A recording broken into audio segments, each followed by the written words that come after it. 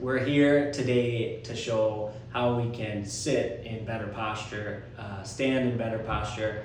Maybe when we're driving, we can show some tips and tricks on how to get better posture. So number one, sitting from the front, try to sit up straight, engage your core, make sure that your feet are flat on the ground.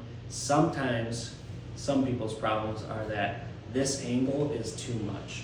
So you want to make sure that you're sitting in a chair that's not too close to the ground, because that can kind of kink your hip flexors and make it stiff and sore to stand up. So on top of that, you should put a little sway in your back, right? A little extension for your lumbar spine. That will engage your core to hold it strong and steadfast upright.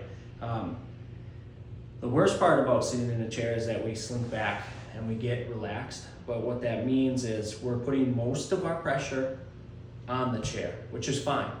But one of the problems with that is the other place that some of the pressure, maybe 15, maybe 20% of the pressure, is going right to where we anchor, which is our spine. It just goes right onto our spine. So we're now not using our muscles to hold us in place. We're just anchoring, and our weight is falling off of our spine, pulling us out of place, and that's why we get backaches when we're sitting like this. So again, sometimes when you're sitting, you don't even want to sit in the back of the chair. You want to sit upright, engage your core, make sure your feet are flat on the ground.